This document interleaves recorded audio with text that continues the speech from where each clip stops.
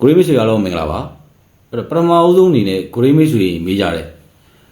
တကယ်မျိုးမိတ်ကာလမှာရှိတယ်နော်ဝင်းဝစခန်းပေါ့အဲ့ကိစ္စနဲ့ပတ်သက်ပြီးတော့နည်းနည်းလွဲနေတာအများကြီးရှိတယ်ပေါ့၎င်းတို့ထုတ်ပြန်တဲ့ဓာတ်ပုံတွေကိုကြည့်ပြီးတော့ကိုရီးသုံးသက်ကြည့်တာလွဲနေတာအချက်တွေရှိတယ်မြေပြင်ကလည်း comment ဖြစ်နေတာတို့တော့ကိုရီးမပြောချင်သေးဘူးပေါ့နော်အဲ့ comment ဖြစ်တဲ့ကြာတေးကြတဲ့ခါကျရင်ကိုရီးပြန်ပြောပေးမယ်အဲ့တော့၎င်းတို့ထုတ်ပြန်တဲ့ဗီဒီယိုဓာတ်ပုံတွေကိုကြည့်ရတာတော်တော်လွဲနေတယ်ပေါ့နော်ဘလို့လွဲနေတယ်ဆိုပထမဆုံးတစ်ချက်အဲ့တော့ကားလမ်းဘေးပညာမှာရှိတဲ့စခန်းလို့ဒီကောင်လေးပြောတာပေါ့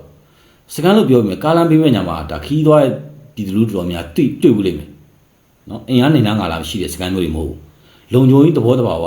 ဥမာတရားနဲ့နီးတော့၎င်းရွာထွက်မြို့ထွက်မှာ၎င်းအဲ့လိုမျိုးလေးညာမျိုးရှိတဲ့လုံခြုံရေးဂိတ်တဲ့ပုံစံမျိုးပေါ့နော်ဂိတ်တဲ့ပုံစံမျိုးအနေထားလောက်ရှိတဲ့စခန်းကိုနော်၎င်းတို့ဖော်ပြရတဲ့ဓာတ်ပုံတွေမှာဆိုလက်တွေကနော်လက်တွေအမျိုးမျိုးပြတာဒီမှာဒီကောင်လို့ဖော်ပြတာဆိုဒီမှာတောထဲမှာရိုက်ထားတဲ့ဒါဝါနဲ့စီရိုက်ထားတဲ့ဓာတ်ပုံတွေရောနော်ဂျမ်မာတွေနဲ့ရောဟာဝါနဲ့စီရိုက်တဲ့ဓာတ်ပုံတွေရောနော်ဖျားရှင်မြင်တော့မှာပြထားတဲ့ဓာတ်ပုံတွေရောဆိုတော်တော်များလွဲနေတယ်ပေါ့သူတို့ပြထားတဲ့လက်နေတွေအားလုံးဆိုရင်တင်းရင်စာလောက်ရှိတဲ့လက်နေတွေနော်တင်းစာလောက်ရှိလက်နေတွေလုံးဝမဖြစ်နိုင်ဘူးဘာဖြစ်လို့လဲဆိုတော့ဒီမှာရမုံခွင်းတွေပါတယ်ပြီးတော့တဲ့ခါကျရင်ဆက်ဒီမှာဆက်လက်ငချင်းပြီးဆို2လက်လောက်ပါတယ်ဆက်လက်ငချင်းပြီးဆို2လက်လောက်ပါတယ်အဲ့တော့81နဲ့လည်းပါတယ်အများကြီးပေါ့နော်အများကြီးဖြစ်တယ်ဒီမှာမီးစက်တွေရောမီးစက်ဆို2လုံးဒီမှာဆိုရင်မီးစက်နောက်တစ်လုံး3လုံးပုံစံလေးအမျိုးမျိုးပေါ့ဒီကောင်ဖော်ပြထားတာအဲ့တော့ဘာလို့လဲဆိုကိုရင်းတော့ကြုံမှုရလေကိုရင်းနှစ်ခွန်ကစုံတော့နှစ်ခွန်ကမှဒီကောင်ကြီးကြီးတန်ထားအောင်ပေးခဲ့ဘူးအကုန်ပုံပြီးမိရှုခဲ့တာနော်မတင်နိုင်တဲ့မမားတို့တွေအစားရိတ်ခါတယ်အကုန်ပုံဓာတ်စီတောင်မိရှုခဲ့တာနော်ကိုရင်းအရန်ဓာတ်စီတွေအစားအကုန်ပုံမိရှုခဲ့တာဘာတစ်ခုမှဒီကောင်ကြီးမရအောင်ဒါပေမဲ့ဒီကောင်ကြီးဓာတ်ပုံဖော်ပြနေရမှာတာဘောလို့ပါလို့ဆိုတော့ဝန်နာလီဆိုရင်အမှရှိတယ်ဝန်နာလီ2လက်ရှိ2လက်စလုံးမိုင်းကပ်ပြီးအကုန်ခွဲခဲ့တာတစားစီဒါပေမဲ့ဒီကောင်ဖော်ပြနေမှာဝန်နာလီဘုံကြီးတွေရောဝန်နာလီတွေရောအခြားနေရာဟာတွေပါထည့်ပြတာအခြားနေရာအရင်သိမဲ့ထားရရှိတဲ့နေရာတွေကဟာတွေပါယူလာပြီးဒီကောင်ဓာတ်ပုံရပြီးတော့ထုတ်ပြန်တာပေါ့နော်အဲ့တော့ကောင်လေးခုပြရတဲ့ဓာတ်ပုံပါဆိုလဲဟလားတော့ရေးထားတာပါလဲစစ်သား69ယောက်ပေါ့တည်တယ်စစ်သား69ယောက်တည်တယ်ပြောတယ်စစ်သားတည်ဆုံးတဲ့ဓာတ်ပုံလည်းမတွေ့ရအောင်နော်စစ်သားတည်ဆုံးတဲ့ဓာတ်ပုံလည်းမတွေ့ရအောင်ဒါပေမဲ့ဖော်ပြထားတဲ့လက်နက်တွေကတော့နေရာမျိုးစုံမှာရိုက်ထားတာနေရာမျိုးစုံဓာတ်ပုံတွေနဲ့ဟောမယ်ဆိုရင်အဲ့လမ်းဘေးရရှိတဲ့လမ်းဘေးပဲညာမှာရှိတဲ့လုံခြုံရေးသဘောအရစကန်တစ်ခုကြားခဲ့မယ်ဆိုရင်တော့မှာပဲလက်နက်ကအဲ့လိုကြီးများနေတာအကြောင်းကြီးသူတို့ဖော်ပြတာတရင်ဖွဲ့စည်းပုံလောက်ရှိတဲ့လက်နက်မျိုးတွေဖော်ပြထားတာဖြစ်တော့တဲ့လက်နက်အရာကြိုက်ကြည့်မယ်ဆိုရင်တော့လုံးဝမှန်ကန်မှုရှိဘူးစကန်မကြောက်လို့မငင်းဘူးနော်ကိုလေးစကန်မကြောက်လို့မငင်းဘူးဒါပေမဲ့ဒီမှာလည်း comment ဖြစ်သေးကိုလေးကိုမေးကြည့်တာ comment ဖြစ်သေးဘူးဒါပေမဲ့ဖော်ပြတဲ့ဓာတ်ပုံတွေမှာတော်တော်လွဲနေပေါ့နော်တော်တော်လွဲနေတာဒါအားလုံးလည်းဒါတွေ့ရလိမ့်မယ်ထင်တယ်နော်ဟုတ်တယ်တော်တော်လွဲနေတယ်မျိုးစုံတွေပဲ G3 တွေရောယူနီဖောင်းတော်မှာ2ထည့်3ထည့်ပဲတွေ့တယ် G3 တွေကဒါတိုက်ရိုက်တက်တွေကန်နေတနိုင်မဟုတ်ဘူး G3 ရောအမျိုးစုံတနက်တွေကြောက်တာမျိုးစုံပဲဒီကနေ့ဒီကောင်တွေခေါင်းစဉ်ပြပြီးရှင်တယ်ကိုလေးနေမြင်နေပေါ့နော်အဲ့ဒါလေးပြောချင်ပါတယ်အဲ့နောက်တစ်ခုကဘာလဲဆိုတော့ညာပကဖနဲ့ဒါပခုတ်ကူပကဖတောင်းကန်ဘူလက်ရမှုလက်သေးရန်မင်းတို့တကယ်နာမည်ပေးတယ်ဗျာနော်တကယ်နာမည်ပေးတယ်ဘူလက်သေးရန်နဲ့မကွေးကာကွယ်ရေးဝန်ကြီးဖြစ်လာတယ်ဟောလက်ရတော့ငတိုင်းလာပါတယ်ဆိုအဲ့ဒါပြောတာမသိမင်းတို့ပြောတယ်လက်ရတော့ငတိုင်းလာပါတယ်အဲ့ဒါဆိုမင်းတို့ကြည့်လိုက်အမျိုးမျိုးလေးဟောတောင်ကျောင်းပလပိုက်မြောက်ကျောင်းပုမြောက်ကျောင်းပလပိုက်တောင်ကျောင်းပုဟုတ်လားတော်လိုင်းပြင်ဘလောက်ဖွဲ့စည်းနိုင်ပြီဟုတ်လားခုလည်းမင်းတို့ဗာလဲတစ်ဖွဲ့85ဖွဲ့လားဖွဲ့စည်းဆိုဘာမျိုးစုံပဲကွာမင်းတို့မျိုးစုံငါမင်းတို့ရှင်းမှာပြောတာပြီလားတော်လိုင်းတပေါင်းစုဖွဲ့စည်းနိုင်ခဲ့ဆိုမင်းတို့ပြောတော့ပါလေဖွဲ့ရမယ်မဖွဲ့လို့မရတော့ဘူးရက်ကွက်တော့ငါတို့ငင်တော့ကလေရက်ကွက်ထဲမှာမီးကင်းနေရှိတယ်ရက်ကွက်တွေကမီးကင်းမှာအင်အားတာတော့မင်းတို့မရှိတော့ခုလေမြိုင်ပကပါနဲ့ပခုတ်ပကပါတောင်းကန်ဘူလက်တင်ရတယ်မင်းတို့နာမည်ပြောင်းလိုက်တယ်ဆိုတော့မတန်လို့နော်မတန်လို့ကာကွယ်ရေးမကွေးကာကွယ်ရေးဝန်ကြီးဖြစ်လာတယ်ဟာကောင်းလိုက်ဘာဖြစ်လို့ဖြစ်မှာပဲမင်းတို့လမ်းဘေးက လမ်းဘေးပညာအာဝရအဲ့ဟောမင်းတို့ဟလာဇဝေဇဝါဆိုတော့မှလေဘာဝင်ကြီးတယ်ထိုင်နေ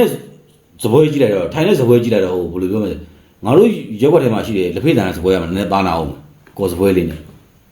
အနောက်ထိမ့်မုံကြီးပြောလိုက်ရင်ကြီးတယ်နော်ပြောလိုက်ရင်ကြီးတယ်ကဘာနဲ့ကြီးပြောတာအဲ့တော့နောက်တစ်ခုကကျတော့ဒါလူလက်ရှိဒါကရင်ပြည်နယ်မင်းလက်ပံမှာတိုက်ပွဲတွေပြင်းထန်နေတယ်ပေါ့နော်အဲတိုက်ပွဲတွေပြင်းထန်တဲ့နေရာမှာဒါ KNU KNL လေးဒါ PDF တွေဒါအကြဆုံးများနေတယ်အဲ၎င်းတို့ဒါဖော်ပြထားတဲ့ဓာတ်ပုံတွေမှာဆိုရင်လည်းဒါတော်တော်ထိခိုက်တဲ့ပုံစံအနေထားတွေပေါ့နော်ဘာဖြစ်လို့လဲဆိုတော့တယောက်ကိုဒီမှာအထုပ်လေးတွေနဲ့ပေါ့နော်ပကတ်ထုပ်လေးနဲ့တထုပ်စီပကတ်ထုပ်လေးနဲ့တထုပ်စီနဲ့ချနေရတဲ့အနေထားရောက်နေပုံစံကြည့်ရတော့တစားစီဖြစ်သွားလို့နော်တစားစီဖြစ်သွားလိုက်ကောက်ပြီးတော့ပကတ်လေးနဲ့ထုတ်ထားတဲ့ပုံစံမျိုးတွေအဲ့တော့နောက်တစ်ခု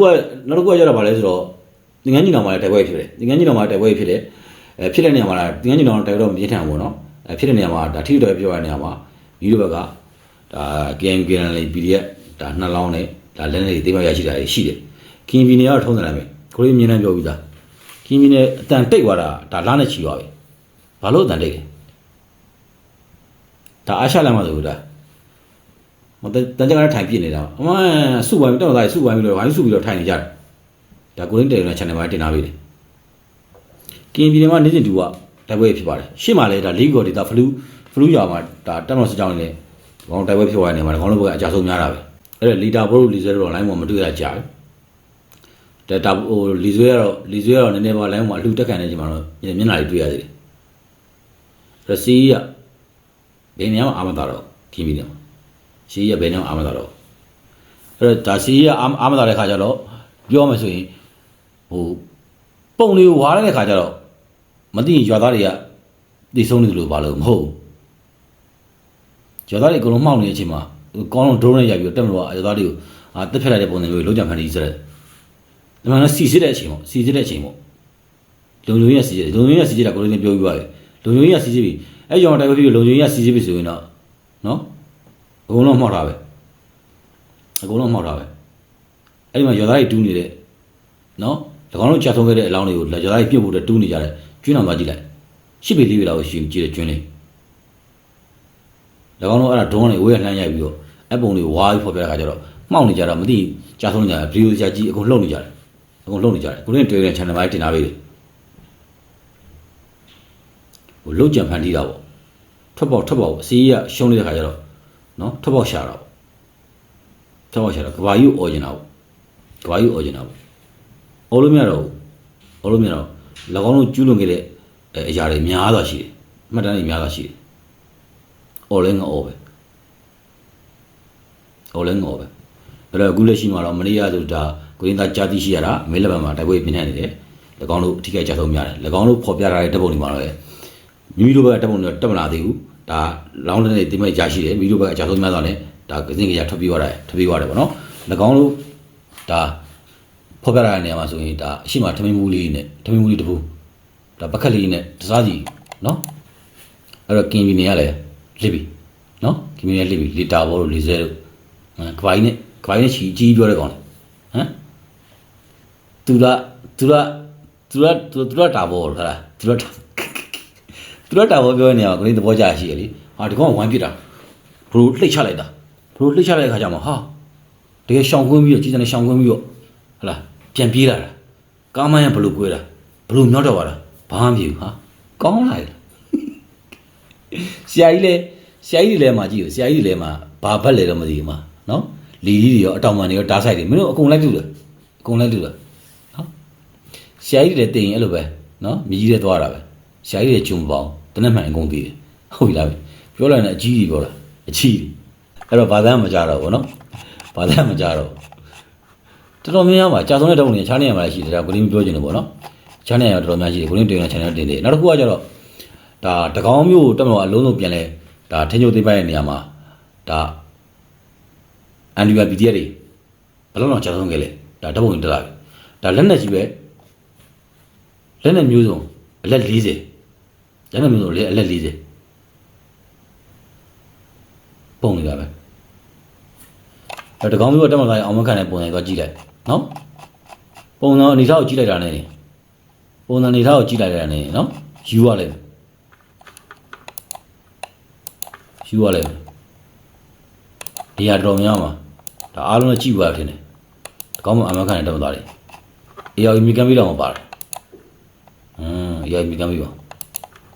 နော်အချိန်နဲ့နော်အဲ့လိုတက်မလို့ပြန်လဲသိမ့်ပိုက်နိုင်ခဲ့တဲ့ခါကျရင်မြို့တွေပြန်ကြည့်လိုက်တဲ့ခါကျရင်လေမြို့တွေတကယ်စိုးပြတ်တက်ပြီးတိုးကြီးအမေဆုံးတိုးကြီးဖြစ်သွားတာ၎င်းတို့ထိချုပ်သိမ့်မဲ့တာအချိန်မှာဘာများလုပ်ပြီးခဲ့တာရှိတယ်၎င်းတို့ကိုယ်ရတဲ့အစိုးရအလူကြီးအောင်ပြီးဆိုင်ရတရောင်းသားတမောက်ကချုပ်ကောဘာလုပ်ပြီးလဲဘာမှမလုပ်ပြီးဘူး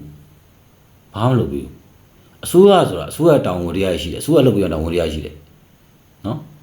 စီးပွားရေးလူမှုရေးကျန်းမာရေးပြန်လည်ကယ်ဆယ်ရေးပြန်လည်ထူထောင်ရေးအကုန်လုပ်ပြီးလားအဲ့တော့စစ်တပ်ကပြန်လည်ထိန်းချုပ်နိုင်တဲ့မျိုးတွေမှာသွားကြည့်လိုက်အကုန်ပြန်လည်နန်းနန်းထူတယ်နော်တပတ်မကြောင်မျိုးအပြောင်းလဲသွားတာအဲ့တော့ကိုရင်းမျိုးတော့စစ်သားတွေစစ်တပ်တက်ကတည်းကညက်လဲဖြက်ကတည်းကအားလားအကုန်စံကြောင်းတွေရဆိုအကုန်နော်ကျောင်းတွေကိုပြန်လည်ဖွင့်လှစ်နိုင်ခဲ့တယ်ဟုတ်လား၎င်းတို့သိမှတ်ထားတဲ့မျိုးတွေဒီနေ့ချီသိမှတ်ထားတဲ့မျိုးတွေဘာမှလုပ်ပြီးရဲ့ဘာမှလုပ်ပြီးအကုန်ပျက်စီးသွားတာအကုန်ပျက်စီးဆုံးရှုံးသွားတာဒါကိုရင်းဟိုးရင်နေရတယ်ပြောခဲ့တယ်အဲ့လိုစစ်တပ်ကိုလက်နက်ကင်ဆယ်ပြီးတိုက်ခိုက်တဲ့ခါကျရင်ခံစားမှာပြည်သူပဲလို့အစိတ်မရေမလောင်းဖို့ပြောခဲ့တာပဲဟုတ်လား